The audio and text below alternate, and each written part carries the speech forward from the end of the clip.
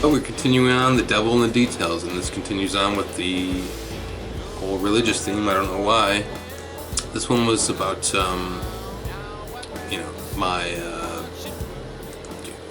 undiagnosed ADHD, if you will.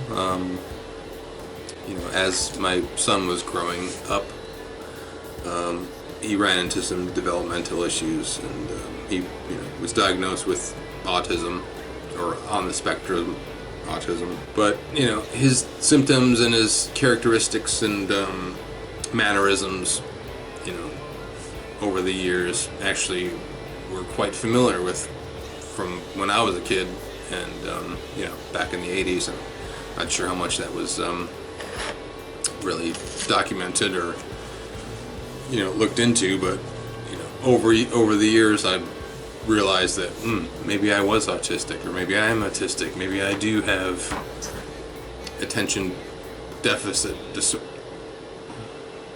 Dude, that looks cool. Oh, sorry. Anyway, this song is about, more or less about that. Usually when I get interested in something, I get super hyper fixated on it, albeit music, arcade games, sports, football. I become super obsessed, super focused. Blinders on, nothing else matters. Next song, Fool's Parade.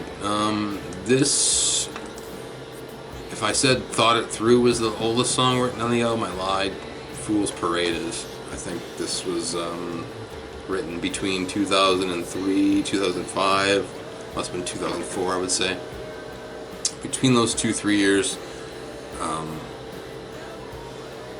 I must have amassed close to 200 original songs. This was one of the ones that were the clear winners from that time period. So as far as lyrically goes, this is, if I can remember correctly, I was in a band, and we'd play out all the time in Buffalo and outlying cities, whatever, and busting our behinds, doing what we do.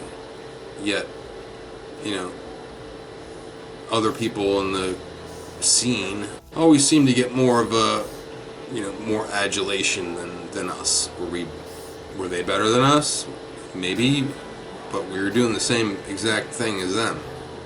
But for whatever reason, people liked them more than us, and always used to, shower them with more praise than us, when at the end of the day, we're doing the same exact thing as you dudes. Just picture a parade for said band or said person, parade being given by a bunch of fools. That's when I write my notes here. This is a song about being overlooked and ignored for something that someone always gets all the praise for. Anyway, on to the next song. Speaking of songs that weren't released, Waters. If this song sounds out of context or sounds like it shouldn't be on the album, it probably wasn't. No, it probably isn't, because this was intended to be on The Darkest of Summers. Around the time I was close to being finished with The Darkest of Summers, my computer took a crap, and my hard drive took a poop. And for many months I was without access to the original recording sessions for The Darkest of Summers. But I did have, close to being final mixes of all the songs. So I decided to just live with those mixes and decided to release those, as you will hear online. Fast forward about 8-9 months later, I ended up getting my computer fixed, replacing the hard drive, and all the files opened back up, and I was able to access Waters with a couple other tunes.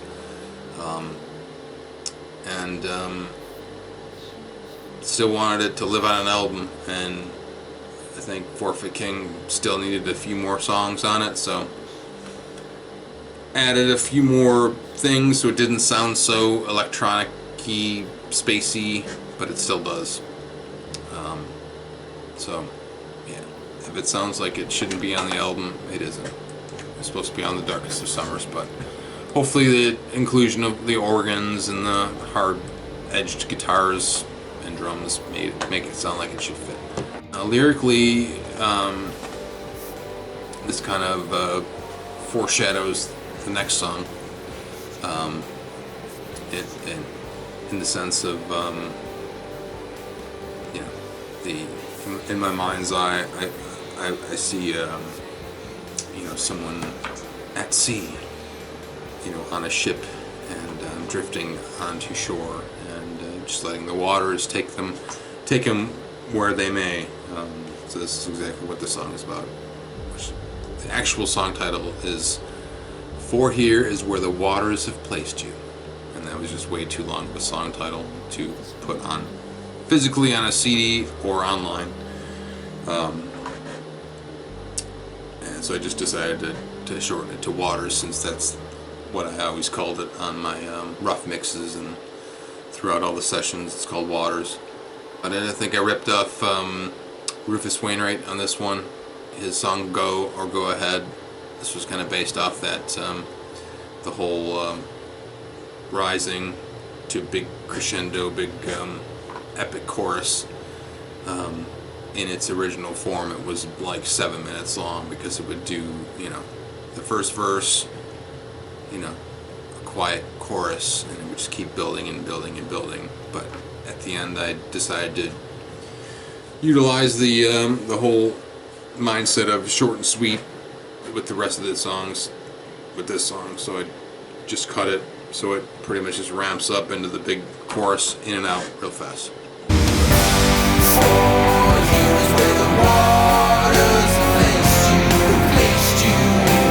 Hey guys, thanks for watching the video. Be sure to subscribe here, listen to the full album here, and watch some other videos here. Take care. Bye.